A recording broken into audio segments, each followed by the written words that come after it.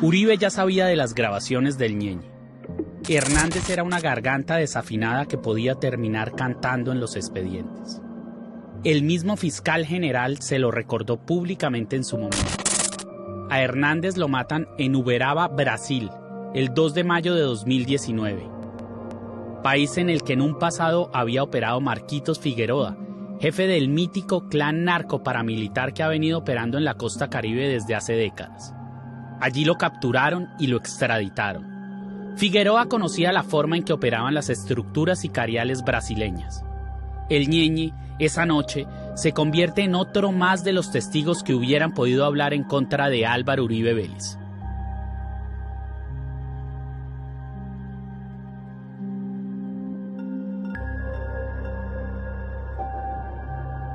Él es otro de los buenos muertos que han dejado a la vera del camino los expedientes que vinculan al Matarife.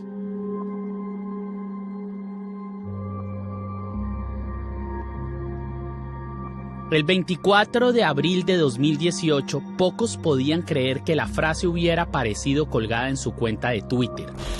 Al fin y al cabo, al Matarife, todos lo veían como un mafioso que escondía su sociopatía con el embeleco de su pausada voz de monseñor y un nutrido protocolo de formas conservadoras. Hacía apenas algunos días habían asesinado al principal de los testigos en su contra dentro de un proceso en la Corte Suprema de Justicia. Fue entonces cuando emitió la mencionada amenaza pública dirigida a todos quienes supieran algo de él que pudiera ser revelado a las autoridades. Carlos Areiza era un bandido. Murió en su ley. Areiza es un buen muerto, rezaba ese trino surrealista. Álvaro Uribe Vélez le acababa de escupir al país sin ningún atisbo de pudor su más conocida verdad. Traduciendo el trasfondo de aquellas palabras escritas en su cuenta de Twitter, el Matarife le dijo a la sociedad: soy un mafioso asesino y al que hable de mí lo mato. ¿Y qué?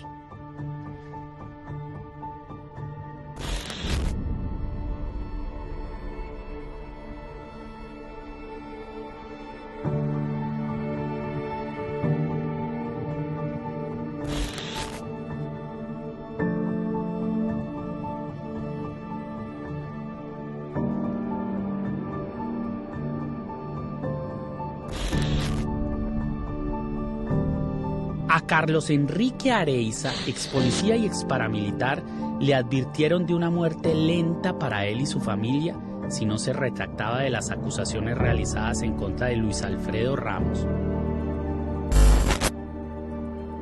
un político antioqueño acérrimo uribista que también llegó a ser gobernador de Antioquia y que está a la espera de ser sentenciado por sus vínculos con el paramilitarismo. De acuerdo con el testimonio de Areiza, Ramos sostuvo reuniones con Ernesto Báez, con Freddy Rendón, alias el Alemán, y con Juan Carlos el Tuzo Sierra, 3 narcos y paramilitares ejecutores de cruentas masacres y reconocidos lugartenientes de Uribe. Areiza también figuraba dentro de la lista de testigos en contra del expresidente en uno de sus más de 200 procesos judiciales. Él fue el muerto icónico que a través de ese mensaje histórico en Twitter terminó bautizando a los que lo precedieron y a todos aquellos buenos muertos que siguieron cayendo. Ellos, como el Ñeñe, no se quedaron callados y hoy siguen bajo tierra gritando la verdad.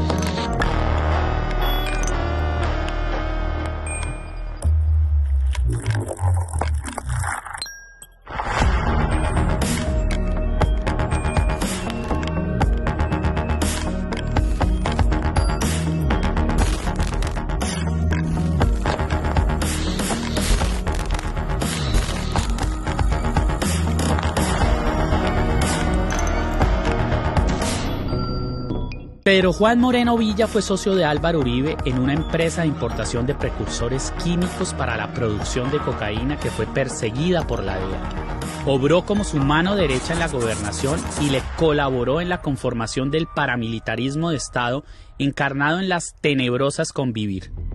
Moreno Villa planeó y ejecutó las decenas de masacres que fueron realizadas desde el despacho de la gobernación de Antioquia. Este socio de Uribe fue asesinado tras un atentado al helicóptero que lo movilizaba el 24 de febrero de 2006, después de haber terminado peleando con el Matarife, quien se convirtió en su peor enemigo. Moreno, que veía a Uribe como un narcotraficante igual a él, se atrevió a denunciarlo, y esto lo llevó a recibir una amenaza de un mandadero del otrora presidente. Detrás de él moriría Nancy Ester Zapata Orozco. La mujer apareció días después de ser avaliada con un cartel colgando de su cabeza que la tildaba de zapa, expresión que en Colombia caracteriza a los delatores. Doña Ester era trabajadora de los hangares y también sabía todo acerca de cómo mataron a Moreno Villa. Ella dejó un correo electrónico muy explícito al respecto que le dirigió a un defensor de derechos humanos en su momento. Escribo volando porque sigo nerviosa. Al parecer se dieron cuenta de que los estaba oyendo. Se pusieron muy peliparados conmigo porque los oí hablar de ese señor Pedro Juan Moreno, que te dije se le cayó el helicóptero porque aquí le quitaron el repuesto y no sé si el presidente Uribe dio la orden, pero sí sabía, y don Berna también. Posteriormente el propio comandante paramilitar y narcotraficante alias don Berna no solo declararía haber ordenado las muertes, sino que señalaría a Álvaro Uribe Vélez como el actor intelectual de ambos homicidios.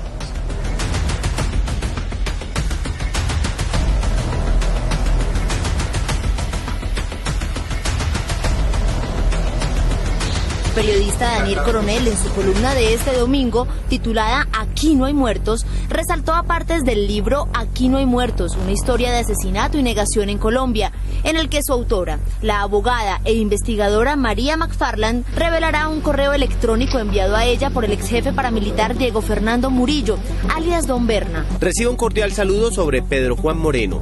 Lo conocí personalmente, ya que era un asiduo visitante de los campamentos de las autodefensas, concretamente de un sitio llamado 21, donde funcionaba el cuartel general de Carlos Castaño.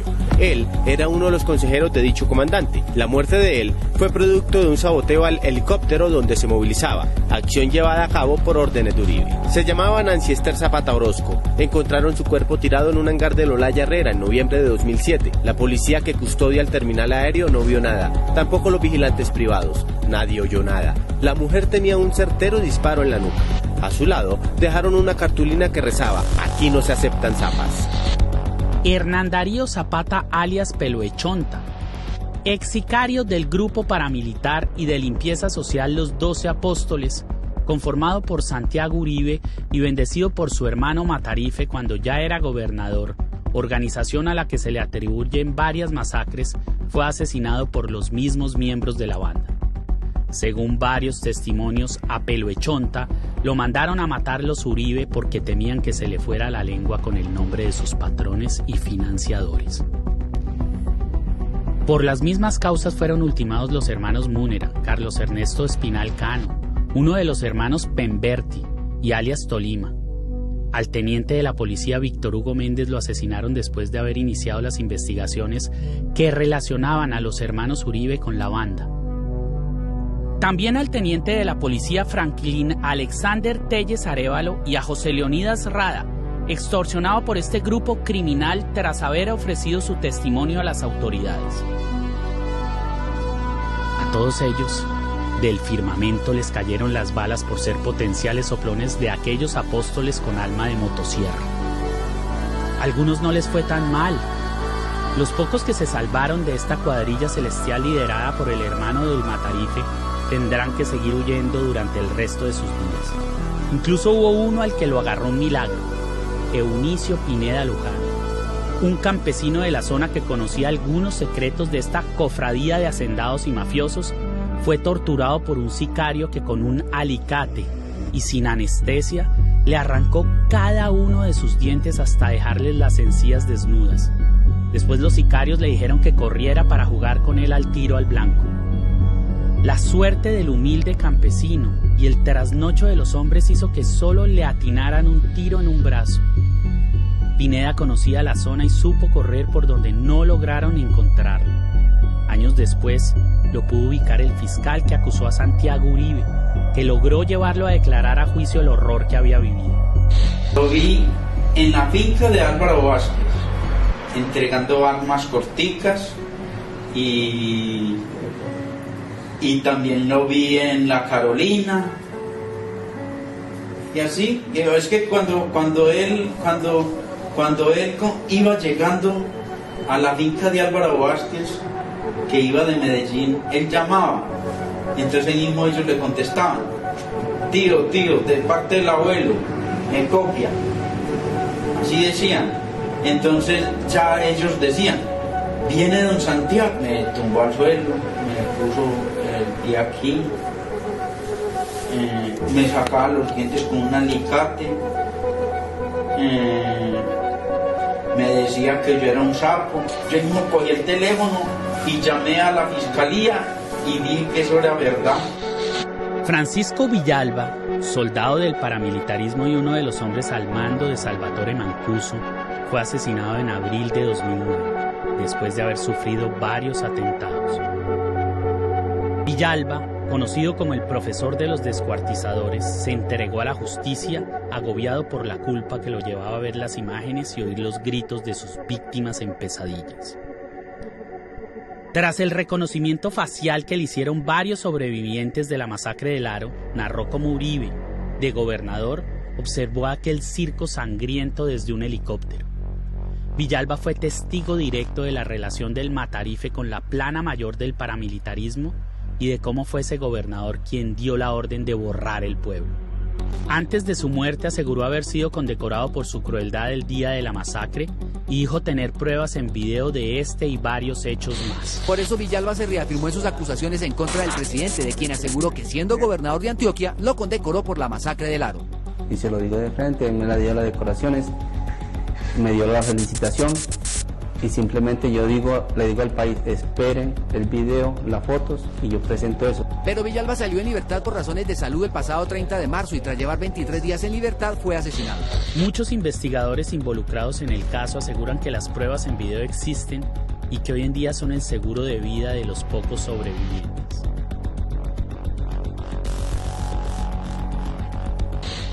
Después de soportar además silenciosamente la desaparición de los seres queridos, fui llamado por clamor familiar para tomar las riendas de unas autodefensas que tenían que ser reconstruidas.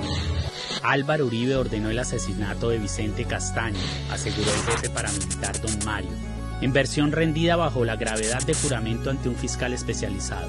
No titubeó al afirmar que el Matarife tenía relaciones directas y permanentes con varios de los altos comandantes de las AUC y que estaba temeroso de la forma en que Vicente manejaba esa información. Don Berna, que inició su vínculo con el cartel de Medellín en los 80 como guardaespaldas del temido narco El Negro Galeano y que conoce a Uribe desde que era el peón del cartel de Medellín en la Aerocivil, respaldó esta versión en declaraciones ante la justicia.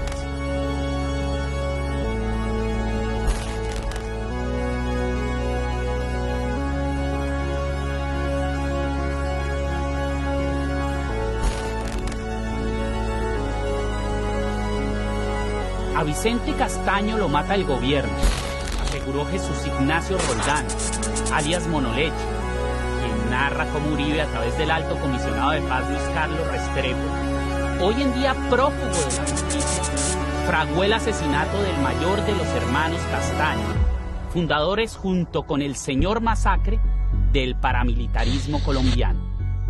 El ex paramilitar Pablo Hernán Sierra se sometió a la justicia, aceptó cargos y decidió contar la verdad sobre el Matarife. Sierra asegura que el mismo Luis Carlos Restrepo, en su labor leal como empleado de Álvaro Uribe, fue determinante en el crimen del otro de los hermanos Castaño. Me refiero a Carlos Castaño, el mesías icónico de las autodefensas de Colombia. Diría yo que el último favor que le hizo don Berna. Diría no, lo digo porque así fue. El último favor que don Berna le hizo al expresidente Álvaro Uribe fue matar a Vicente Castaño. ¿Por qué lo estoy diciendo? Porque resulta que yo era compañero de patio de don Berna. Y lo de la muerte de don Vicente Castaño fue un favor que don Berna le hizo porque Álvaro Uribe no concebía de que, siendo tan exitosas las desmovilizaciones para ese entonces de las autodefensas, resulta que el jefe máximo, el fundador de estos grupos, estaba vivo. Entonces recurrió a don Berna. Y don Berna pues ya recurre a Rogelio y otras personas que ya don Berna ayudará a contar con mayor propiedad esto. Yo cuento hasta donde yo estoy enterado, y así es que se produce la muerte de don Vicente Castaño. Como comisionado para la paz del Matarife, Restrepo llevó siempre con altivez los ideales de la seguridad democrática. En desarrollo de sus funciones, mandó a sacar de la cárcel a Daniel Alberto Mejía Ángel, paramilitar cargado de verdades acerca de Álvaro Uribe, para que sus mismos secuaces lo incineraran vivo.